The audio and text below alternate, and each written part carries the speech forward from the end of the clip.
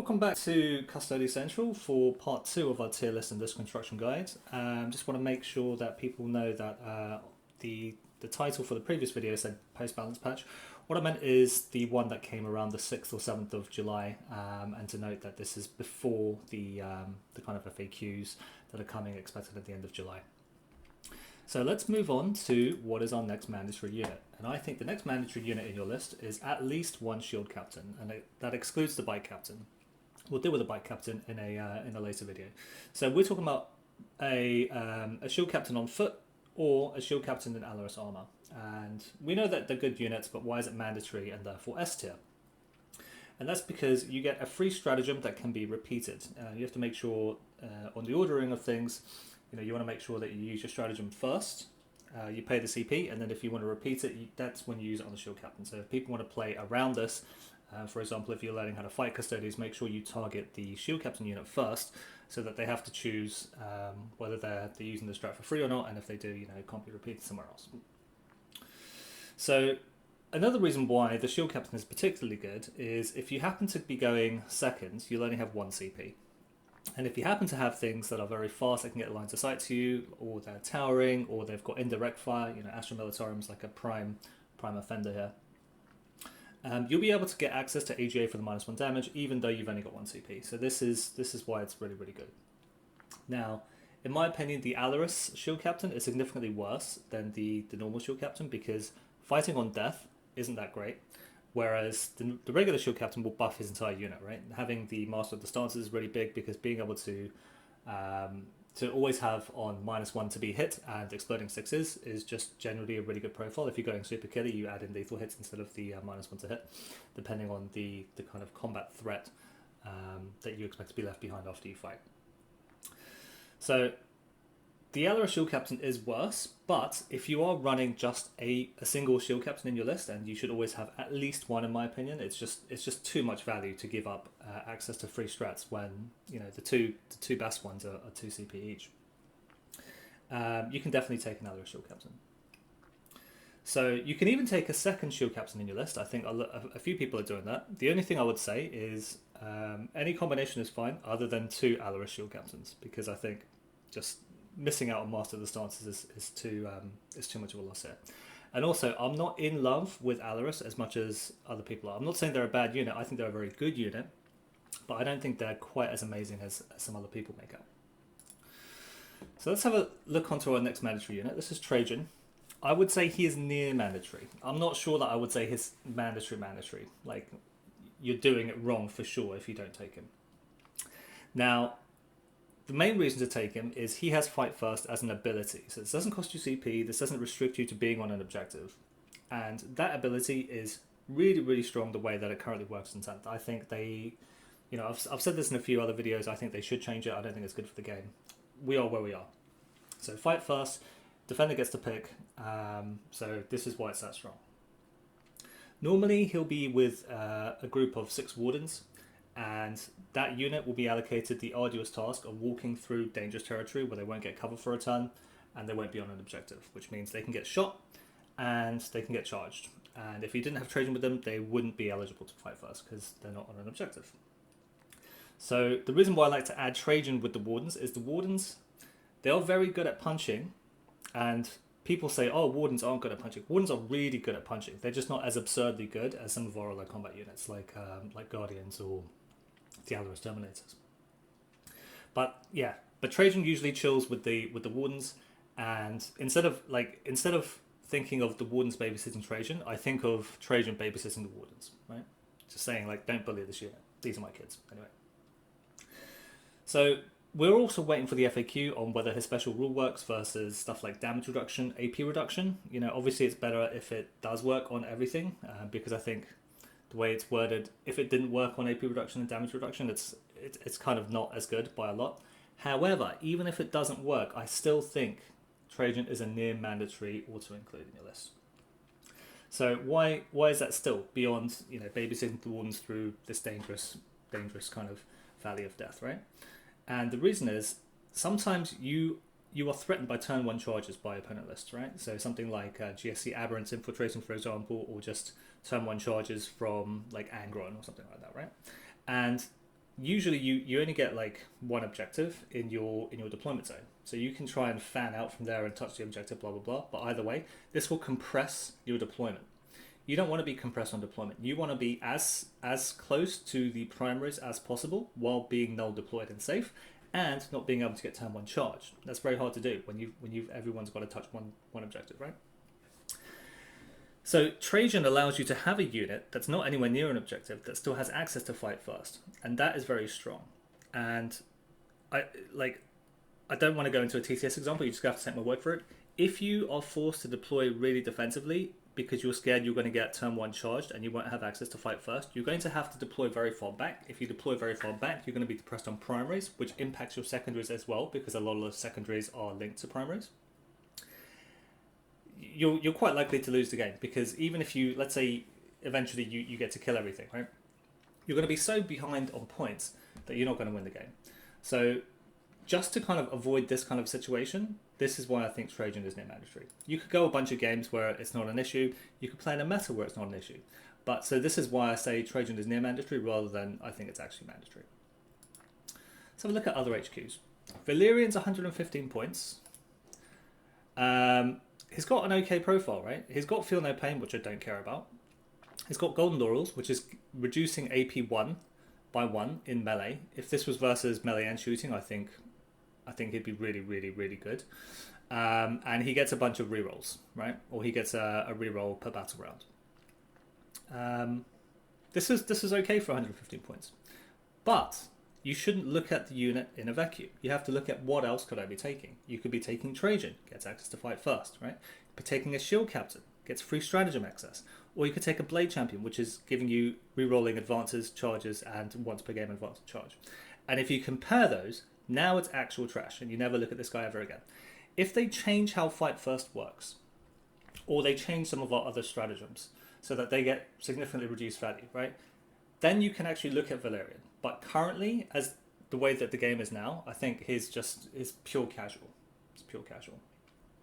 Shield Captain on a bike, 145 points. He can do a bunch of stuff with other bikes, which is really, really cool. He is pretty expensive. We'll cover him in a different video, but for now, you can just consider him actual trash. Like, yeah, bad.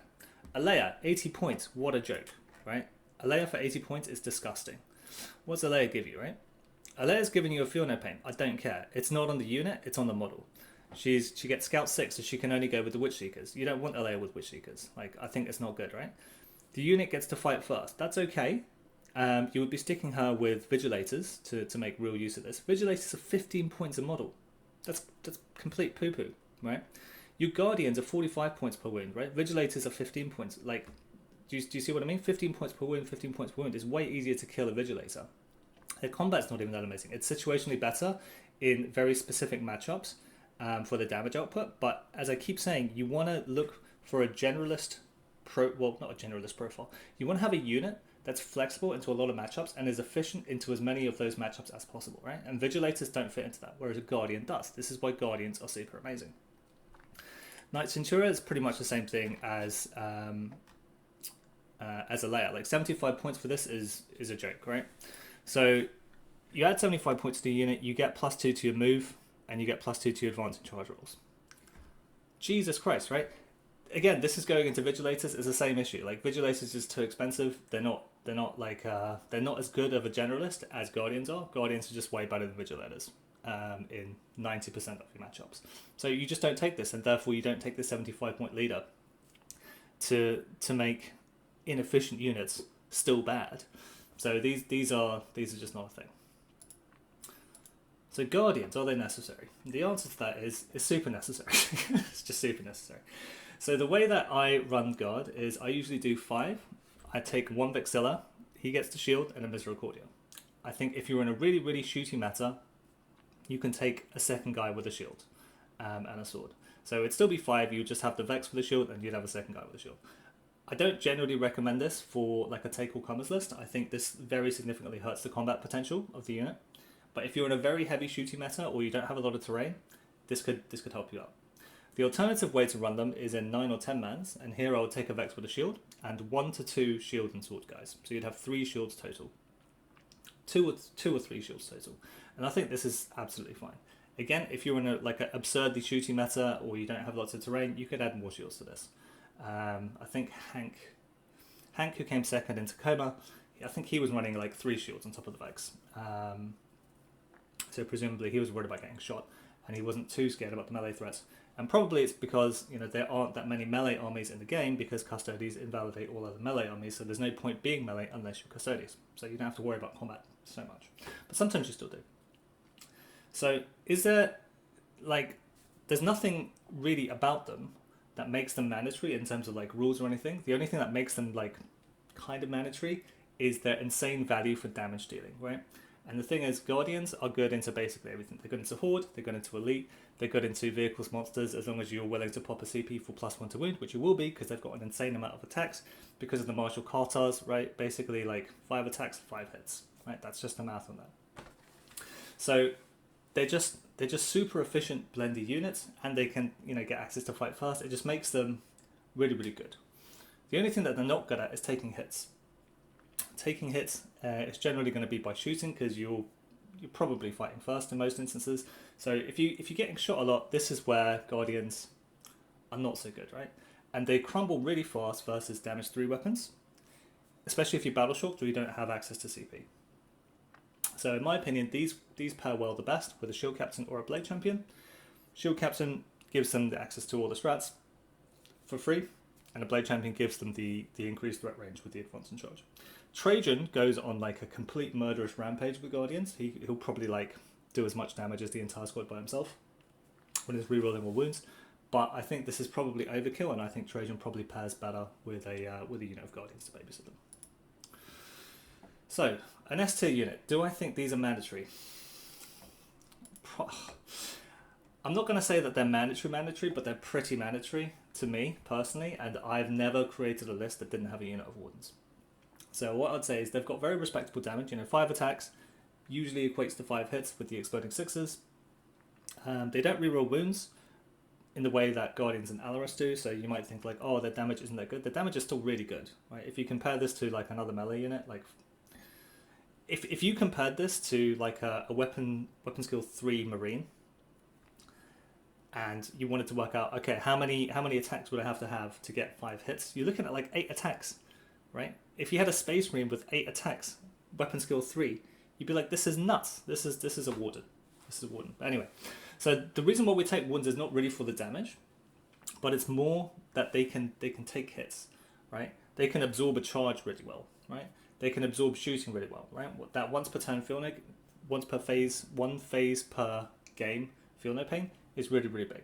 Just make sure that when you're playing your games, you are activating it properly. When I'm playing other people, they keep telling me their Custodes opponents kind of scammed them. If you're going to pop this feel no pain for the phase at the start of the shooting phase, you have to do it at the start of the shooting phase, not when you're selected as a target of a shot. Okay, so make sure that you're not steamrolling your opponents with an already pretty strong army. So the main job for the Wardens to me is to be pretty confident that I'll be able to hold this primary when I land them on it, right? And it's because a Guardian unit can get deleted, a Warden unit can get deleted, but it takes a lot of firepower to completely delete a Warden unit. It's a lot. So here, as I said, Trajann usually goes with the Wardens to make sure that they don't get stuck in some infinite melee with something. So a little tech thing I would say is Trajann. Normally everybody's instant to say I want to fight first, right? I get charged, I want to fight first, right? And I think when you've got Trajann with a unit of Wardens, you actually should think about not fighting first and actually going for 12 attacks. You might think I'm crazy, right? If you have CP available to pop Arcane Genetic Alchemy, and you're in a position where you can pop the cutoff on -1 to be hit in melee, and or you can pop Feel No Pain, sometimes it's actually better to take the hits on the Wardens and swing 12 times with Trajann, right? And the reason is, you'll lose a guy or two, but probably it's actually pretty hard to kill 2 guys, especially if you're popping the Feel No Pain as well, right? But the reason is, Trajann swinging 12 times actually does a lot of damage, right? And this is particularly relevant if you're fighting into Custodes, right? Because this double lands on some certain things. 3 wind models, which Custodes are, or they have -1 damage, which again Custodes do. Or, this is another big one, if you're fighting like a single entity and you're not sure if you fight first, you actually kill the target. And the reason is, if you fight first but you don't clean the target, right? They'll punch you back, but then in your turn they will fight first. Okay, so you have to kind of get that in your head, right? If you fight first, you don't kill them all. They then swing, but then in your turn, because they made the charge, they will fight first, unless you have CP again to pop fight first again. So sometimes you might be better off taking some more casualties on your Wardens, swinging back like a butcher with Trajann into them. You might, like, the aim is to really like kill off these single entities so they don't get 2 activations. Take more hits on your Wardens, but actually just clean off the target. Now, the math on this works out more convincingly when you're not sitting with a unit of 6 Wardens and Trajann, right? Because when you're sitting with a unit of 6 Wardens and Trajann, fighting first is actually pretty big, even if, you know, you get -1 to hit and, you know, they pop AGA, right? But if you're down to like 2 or 3 Wardens, definitely think about swinging 12 times to Trajann, because Trajann by himself just causes absolute mayhem. Depending on which rule set that you're playing, if he doesn't affect, if he goes through damage reduction, AP reduction, all that kind of stuff, he will murder stuff in a way that if they're using those kind of stratagems against the Wardens, that he'll just go through them. Even if you work that it doesn't work, right? He's still got an additional AP compared to the Warden Spears, and he's still got an extra damage because you're looking at damage 2 versus damage 1. So it's something to think about. Do some quick math hammer in your head. Don't autopilot into thinking, I want to fight first. You have to look at how the combat is going to look at the end of the fighting, right? The 2 scenarios. You fight first, you kill a bunch of models, they kill a bunch of you, but you haven't wiped them. They will fight first next turn.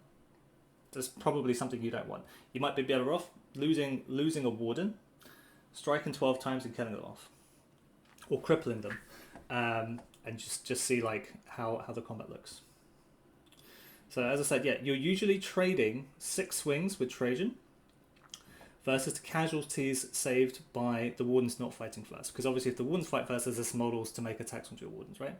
And usually, you know, if you're popping AGA -1 to be hit and feel no pain, it's 1 Warden worth of output. So this is pretty situational, but something to keep in mind when you're playing your games. Allarus. This is a hot take, I think. Allarus. I don't actually think that Allarus are mandatory. I think they are an A+ tier unit, but I don't think they're mandatory, right? And the reason is math. So you're paying 65 points for an Allarus unit, but you're only paying 45 points for a Guardian. Now, the Allarus is more flexible because you get the full rerolls. You're not tied to an objective, and they have to go into a character, vehicle, monster. And for some of you that are, like, I've realized when I'm making content that a lot of you, you don't play that many games, or you're not super familiar with all the rules. If a unit contains a character, that unit is a character unit, right? You get all the rerolls versus it. So this is most of the stuff in the game that you're going to want to go into. The stuff that isn't character-led or isn't a monster or a vehicle is usually trash. You don't really care about it, right? So let's look at some math, right? People keep going on and on and on about, oh, the rerolls are like, they're sick, there's so much damage. Like, yes, but also no, right? So if we look, a 3+ is 66% conversion. A 3+ with a reroll is 89%. Right? But Guardians, even if they're not on an objective, they reroll ones natively, right? That's 78% conversion. Now, the thing is, a Guardian is cheaper than an Allarus. They're like, an Allarus is 50% more expensive, right? So if you add 50% to this is more than 89%.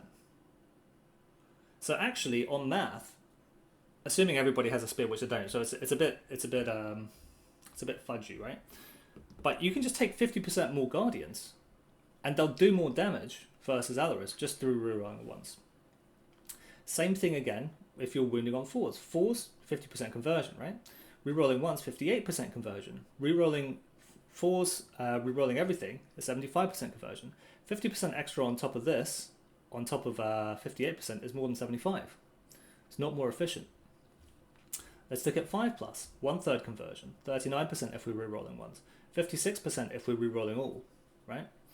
But again, 50% extra on this is more than 56. It's not more efficient. 6+ rerolling, we're looking at 17%, 19% with reroll ones, and 31% rerolling all.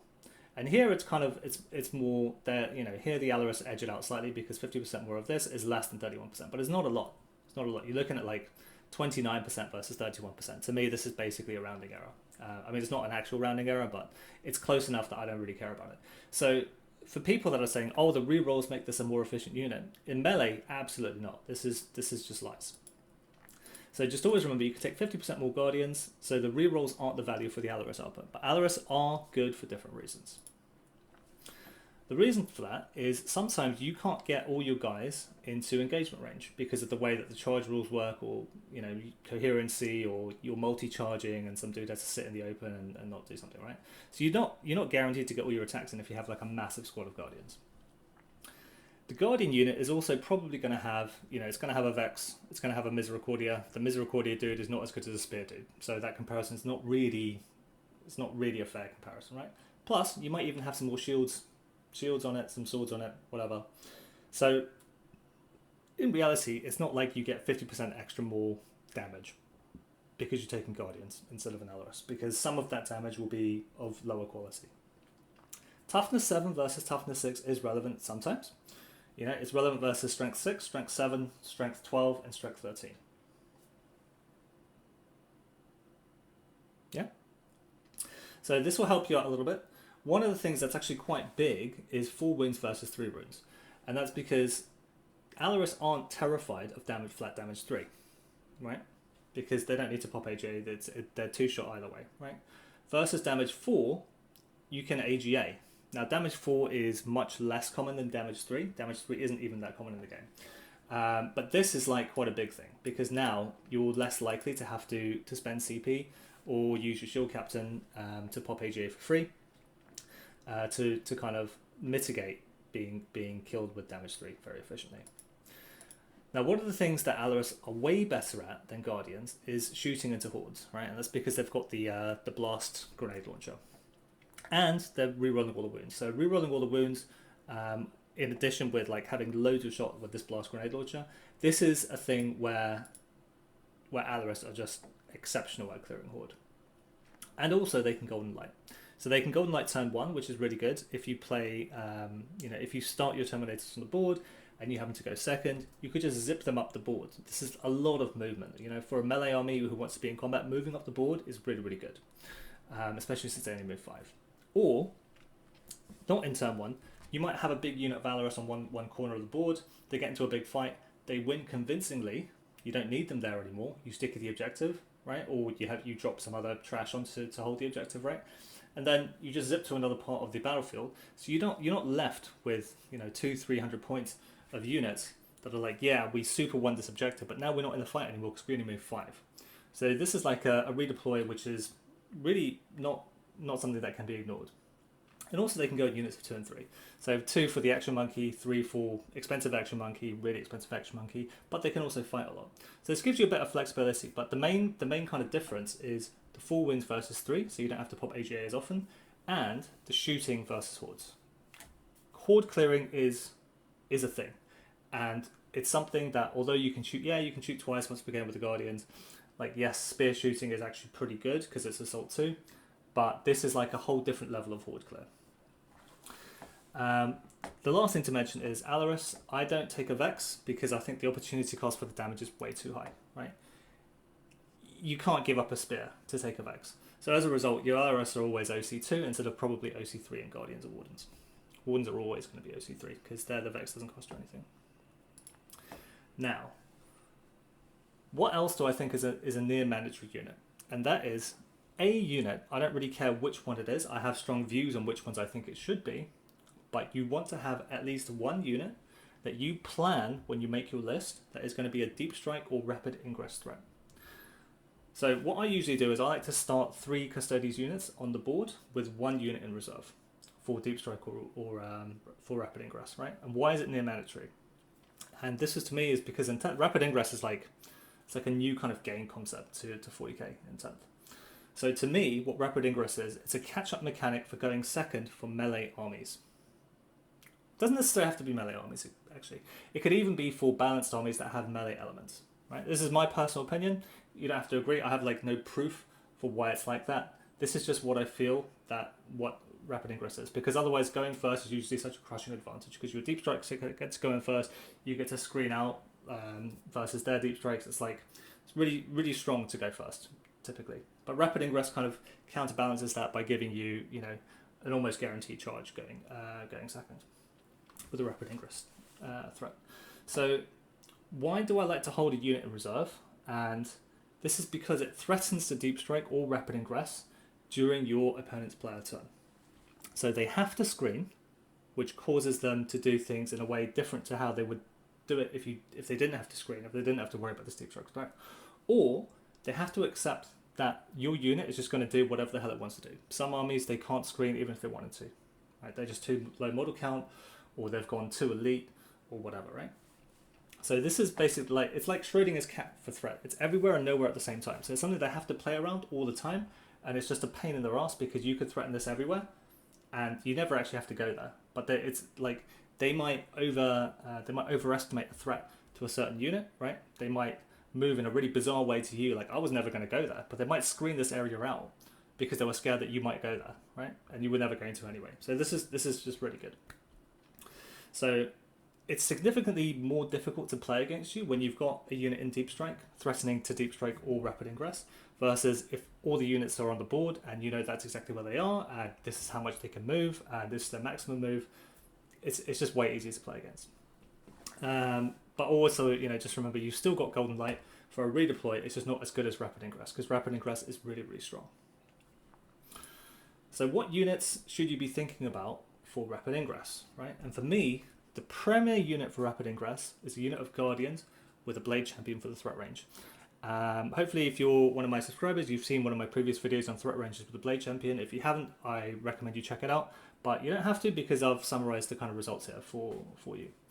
The other options you've got are Guardians with a Shield Captain for durability, Guardians with Trajann for like insane damage, but again, I think Trajann is way better starting off on the board to give you fight first, right? But if you have to land somewhere really, really hot, they could be, maybe they can't get shot, but they could get charged by a bunch of things. 9-inch charges aren't the easiest to make, but there's a bunch of armies that can make that easier than your normal natural 9. You could think about that, but typically I don't think Trajann wants to be doing Rapid Ingress. You could do Wardens with a Shield Captain for extra durability. So you could drop in, pop AGA, pop your Feel No Pain, take all the shooting, and then charge what you want, right? Take Wardens with Trajann if you think they need to fight first. But again, I think Trajann better off starting on the board typically. But it's opponent list dependent, right? Allarus with or without a Shield Captain for damage. And the reason for that is Allarus move 5. 5 is not... I don't like 5-inch movement. It's only 1 inch less than Guardians, but I don't like 5-inch movements. Over the course of several turns, like this adds up, right? So Allarus definitely good, still a good unit to Rapid Ingress because they have the issue of getting into combat, and Rapid Ingress solves that issue. You might have to take some shooting as a result if you don't get like the perfect spot to land, but if you can get Allarus into melee, they do chop stuff up for sure. Then you've got Venatari. They've got threat range, good threat range, plus the Lance keyword. And we've got Virtus Praetors, which are the bikes. They've got like insane threat range, and they've got the Lance rule. So let's do a bit of math hammer summary on charges, right? So you have to Rapid Ingress away at least 9 inches away from your opponent. And where you would like to land is out of line of sight behind a ruin. So you can't get shot. Can't get charged easily. You don't want them to charge you first, especially if you're not landing on an objective. As I said, they may or may not want to charge you for 9 inches. So, but probably if you land 10 inches away, you're pretty safe most of the time, unless they've got like re-rolling charges, bonuses to charges, that kind of a thing. But how far away do we want to land for a Rapid Ingress, right? Because you don't want to Rapid Ingress and fail your charge. That's horrific, right?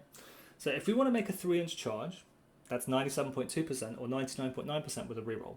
So if you move 6, you can make a 3-inch charge basically 100% of the time. Don't have to worry about that. 4-inch charge is 91.6%, 99.3% with a reroll. So as long as you're willing to invest that reroll, if you have to, like this is well within the realms of what I would call competent gameplay. Right? 5-inch charge is 83.3%.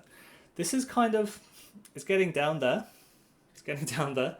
But again, with the reroll, you're back up to 97.2%. So this is good. 6-inch charges. If you're not willing to spend the reroll, you're at 72.2%. This is good. It's It's more than speculative, but this has a real risk of failure, right? If you're willing to spend a reroll, it's 92.3%. Pretty good, but you're still going to fail like 1 in 11 times, 1 in 12 times, something like that. So, and you might think that's really low, but the thing that I want to keep stressing to you is we're trying to build in consistency into your list building and your gameplay for you to win all the games that you're supposed to win. We're trying to cut out all of the unforced errors. Well, it's not really unforced error, this is risk. But in my opinion, it's an unforced error to put risk into how far away you rapid ingress your target, right? So this is in the area of like, might be a mistake, right? If you're depending on a 7-inch charge, without a reroll, you're at 58%. This is speculative to me, right? Even with a reroll, you're at 82.6%. You're going to fail a lot, even with the reroll. If you rapid ingress, you move and you fail your 7-inch charge, I think a lot of the time, I mean, depending on the size of the unit that you do this with, I think a lot of the time you lose the game. If you lose the game because you banked on at 82%, I don't think that's good, like, planning of your turn, personally. Like, people may disagree. Like, obviously, if you have to do this, because otherwise you have no way to win the game, like, yeah, obviously you do it, but you can kind of avoid this kind of issue. So, let's have a look at some math. You have to remember, Guardians move 6, Allarus move 5, BC, they get the advance in charge once per game if they're rapid ingressing. This is a great turn to do that. They're re-rolling advances and they're re-rolling charges. Venatari move 10 and Virtus move 12.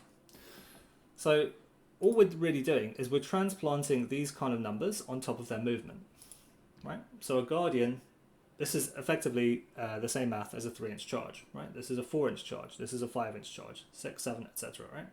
So you can see here, without rerolls, you don't really want to land more than 10 inches away with Guardians, right? That's only 1 inch further than the minimum required for your rapid ingress deep strike, right? It doesn't give you that much space that you can land, right? You definitely don't have that much choice in terms of, I want to land behind this wall so I can't get shot on the time that I arrive, and then I want to make a really easy charge, right? It's giving you 10 inches. With Allarus, this is giving you 9 inches, right? If you want 91% without the reroll, right? If we look at the Blade Champion, you see we're safe, pretty safe, right? And here, these aren't no rerolls because the Blade Champion gets to reroll advances and to reroll charges. So these are assuming all the rerolls. One ARR basically means you reroll an advance roll of 1, and 2 ARR means you reroll an advance roll of 2. Here, if you're really curious about the math, like, I think it was more complicated than I thought, and so I ran and asked somebody way smarter than me at math. They just brute forced it with some computers. Thanks, Thomas to Canhammer. This is all in another video about the Blade Champion threat ranges. Like, this is a really big range that you're able to rapid ingress from and still reliably make the charge, right? You're going to make it 15 inches away like 95% of the time. 95% is like, you can play with that. 15 inches. You can find some cover that you can be not seen behind, right? And you're not charged. You're not chargeable at 15 inches, right? Do it at 14 inches. Like, this is really, really far. Let's look at Venatari. They've also got increased threat range versus Guardians of Allarus for sure, because they're moving 10. But again, they're actually less reliable than a Blade Champion doing Rapid Ingress, because the Blade Champion gets the rerolls for free. The Venatari don't want to reroll; they actually fall off compared to the Blade Champion. Now, Venatari are very slightly more reliable at the 10, 11, 12, 13 kind of range, because they basically can't fail, right? You move 2, you've got an auto charge of 2, right, on 2d6. Whereas there is a very small chance of failure for the Blade Champion. Like, we don't count this. This basically doesn't matter. So without re-rolling, the Blade Champion has the best rapid ingress threat range. Virtus, they move 12, but we don't really, like, yes, you could rapid ingress Virtus. I don't think you should, because they've got the sweeping advance rule. We'll cover that in a bit. Let's look at what happens if we are willing to rapid ingress and pay a CP for the reroll. This gets our threat ranges up quite a bit, right? So this gets us to like 12 inches away with Guardian squads. This is a 6-inch rerolling. This gets us to 11 with the Allarus. This is again 6 inches rerolling. and obviously the Blade Champion doesn't really change. But here the Venatari they do catch up, definitely, versus the Blade Champion. If you're willing to reroll with a Venatari on the charge, you get very good threat ranges. But now you're giving up kind of one of the main benefits of taking Venatari if you do want a Rapid Ingress, which is that you don't have to spend the CP to do it, right? The Blade Champion, they have to pay the CP to Rapid Ingress. Venatari don't. But if the Venatari then have to spend the CP for the reroll charge, the trade-off becomes less appealing, right? Obviously, you don't always have to spend the CP. But what it does mean is you always have to have that CP available to have it for the reroll and have the additional CP for whatever else you might want. Like you might want to have it for AGA for when you get into the fight, for example. And again, Virtus become extremely reliable with a 12-inch move. So I want you to look here, like 15, 16 inches. This is really, really far, right, from a screen. This means you could actually get through the screen, assuming they're not like directly in the way. If they're directly in the way, it makes your charge distance a bit wider because you have to go around the engagement areas of the 1 inch of the screening model. But this is really far, and what this means is this gives you a lot of flexibility in where they can land for a Rapid Ingress. So let's have some conclusions about threat ranges, right? So if you're not planning to reroll a charge, these are the threat ranges that you should be thinking of, right? So you're actually looking at 9 inches for an Allarus squad to Rapid Ingress for it to be 91.6% to stick the charge without a reroll. And it's only 11 if you are willing to reroll the charge. That gets you up to 92.3% for 11 inches away for a 6-inch charge. So the thing I want to hammer home is BC squad for Rapid Ingress is the best for the threat range, like by far. Rapid Ingress consideration is not shown just in the math, right? So basically, we put Virtus in there because they can do it, but I don't think a Virtus squad needs the Rapid Ingress ever. And the reason is, if you put in a shield captain on bike and they're with a unit of bikes, at the end of your opponent's fight phase, you can sweep in advance. So end of their fight phase, they're not shooting anymore, they're not charging anymore, they're not fighting anymore. You just get to free move 12. Then in your turn, you free move 12 again. And then you get to charge. So 24 plus charge. That's basically, well, it's not infinite, but it's basically infinite. You could do this from your deployment zone and get into their deployment zone, right? So, Virtus don't really need to Rapid Ingress ever. Venatari, they get to Rapid Ingress for free, and they get it as a repeated stratagem. Now, this is kind of a thing that most other units don't get to do. So this is giving you something that another unit in your index can't replicate. So that might be interesting. But beyond that, what are Venatari? Venatari are basically Spear Guardians with Lance and a 10-inch move, and they can fall back, shoot, and charge. Fall back, shoot, and charge is big, but they're a unit of 3. And they're 235 points for 3 bodies. That is so expensive, right? That is slightly more than 25 points per wound compared to 15 points per wound for a Guardian, right? And so the reason why that's a big deal is they're going to get smashed on their turn. If they get shot, if they get charged, whatever, they're going to die. You don't have enough models for the points that you've spent to still be there. They're just going to die. It's going to be blended. So if we compare what 235 points gets you, this would get you 3 Guardians. It's not a legal loadout. You have to take 4, but just stay with me for the math, right? If you take 3 Guardians and you took a Blade Champion, that's 225 points. No, that's exactly 235 points, right? 45 times 3 is 135 plus 100 for the Blade Champion. And this is giving you basically, same, better threat range to the Venatari, and they're going to do more damage. Like, yes, you're comparing Lance versus reroll 1s, but you also get the Blade Champion. Like, he slaps with his Victus Blade, right? And if you happen to be on an objective, like the comparison's not even close. Like they 3 Guardians and a Blade Champion will blow Venatari out of the water for damage. The only kind of fringe case that I think you can make for 1 unit of Venatari is if you're really, really CP poor and you can't afford the CP to Rapid Ingress, and you're going to need +1 to wound.